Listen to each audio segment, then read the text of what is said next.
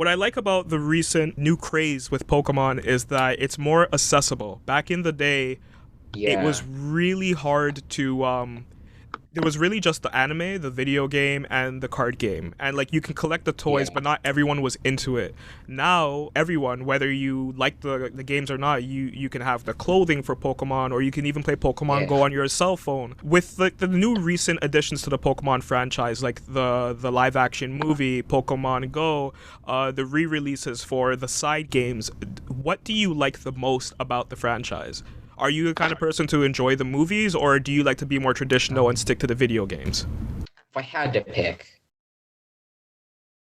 I'd probably go with like the movies and the anime because I do like a good story.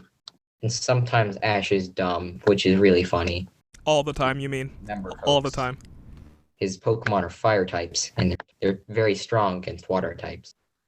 Brock, you mad lad. Um, I do like the anime and the movies because they tell a little bit more of a story. I mean, they don't get that complex because it's a kid's show, but you had some good ones. Um, Let me think. The first one was okay with me too. That weird bit where he changed voice actors. It was like this deep voice and then this girl as well. He changed voice actors at some point. You can look it up, I think. Um, the Lucario one. I really like Lucario, and it was interesting. He gets sealed in the staff by Mr. Aaron for like 10,000 years. He becomes level 100, and they go out and do things. I can't remember much of it. Neither can I. Um, Don't worry. there's the Lugia movie, which I kind of watched. It had Lugia in it, so I was like, I'll watch it. Black and White did excellently with the story. But for the games, there wasn't too much. Sword and Shield is an example of that, unfortunately. You're pretty knowledgeable about the franchise of Pokemon and the spin offs. What Yeah. do you really like about what Nintendo has done with Pokemon, and what would you personally like to see them change within like the next 5 or 10 years to make the series maybe better or a more competitive game, or maybe bring back the difficulty in the games? Oh, that's the thing. Difficulty. Well, what I do like what Nintendo has done with it. It's for everybody. Everybody can do it. Everybody knows the brand. Even if you don't like Pokemon, you know who Pikachu is. Every boomer ever. Every Pokemon is Pikachu. Pikazar, Pikazoice, Pikasaur. Everything's Pikachu. So everybody can do it, and that's really interesting. And because everyone can do it, everyone gets into it in different ways. And like you're interviewing me now, obviously there's so many different stories, and it's really interesting to hear because Pokemon is something different to everyone. To some, it's just that cool game. To others, it's like this lifelong franchise. Um, what they should do with it, though, I do love the accessibility. That's great. That's good for everybody. But sometimes accessible is too accessible, if you know what I mean. Yeah. Because at some point we've just gotten caught up in making it too accessible and make sure nobody gets lost. That it has kind of removed from the charm. And of course, this is kind of cliche at this point, but Sun and Moon and Sword and Shield, those are two examples of it. The hand holding Yeah. corridor syndrome, as much as I really do want to like those games, and I love the atmosphere, it's Galar, you running around the UK, British people, tea, crumpets, all the best things. Cinderace is okay. Rillaboom is cool. Inteleon, I guess, it's Inteleon. The Pokemon are interesting. They could have gone for a whole new regional aspect, but they kept it like really simple. They kind of dumbed it down. And that's my one group with Pokemon. They're dumbing it down. Sometimes there's too much accessibility, like the wonder and beauty and adventure of the Hoenn region. That surf theme, adventure and excitement right there, especially in the remakes. And it's just been dumbed down, and I do think there's something they should do about that. That's my one gripe with it. But I do still enjoy Pokemon. And I really do hope for Diamond Pearl remakes to stay faithful to the originals. Maybe cut down on those HMs though. Those were Mm. annoying. I hope so too.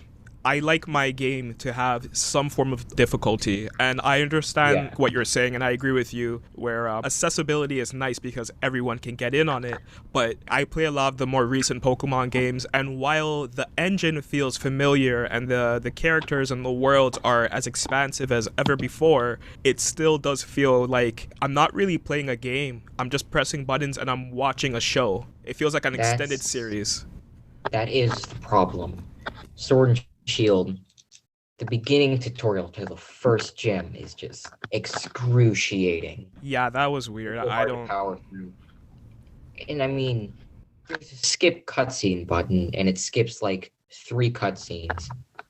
Most cutscenes are text based, and that's just I have to spam the A button and pay attention to something else while I'm doing it. And that's not a good thing. And I get you do have to keep it, like I said, accessible.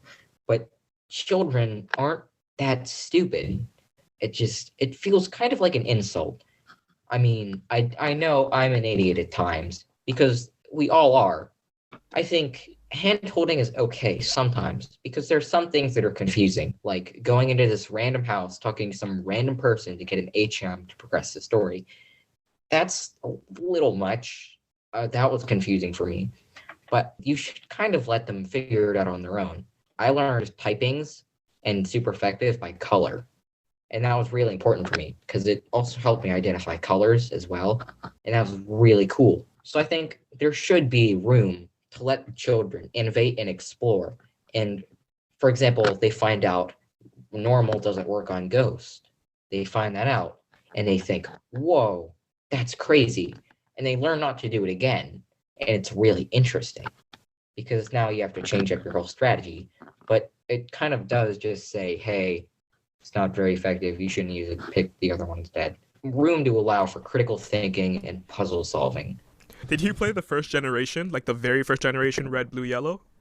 Yeah, I So, have this beautiful thing. It's out of batteries, but oh my god, that is a throwback. I had that back in the day amazing. too. Jeez, Yeah, it's you're freaking awesome. you're a real fan, I bro. haven't heard for it, but it's very cool. What I liked about that era of game, and it goes off with what you were just saying, you made mistakes. You have to let the person playing the game make mistakes. I'm not going to be Yeah, frustrated if I use an attack and it's not very effective. I'll just be like, not very effective. Okay, well, that's okay. Like, sometimes you have to let your Pokemon die in battle. It's not like you're going to lose immediately. The entire point of having those trainers before you get to the gym leader is so you can kind of get a vibe of, okay, so maybe electric types won't work on a Geodude. Or maybe, yeah, like a grass type is super effective against a water type, and so is electric. Like, I didn't know that. So you have to let people kind of understand and learn and make mistakes and grow within a game because it makes the game more interesting. If you look at the anime, you have to lose. finally, You have to see, encounter an enemy that's going to beat your Pokemon. You have to encounter the type disadvantage. That's what makes Pokemon such an interesting turn-based RPG. Nowadays, it feels like everything by Nintendo is dumbed down so much. You don't really need anything. You don't need a walkthrough. You don't need to experience loss. You just, like you said, you spam A, and that's it.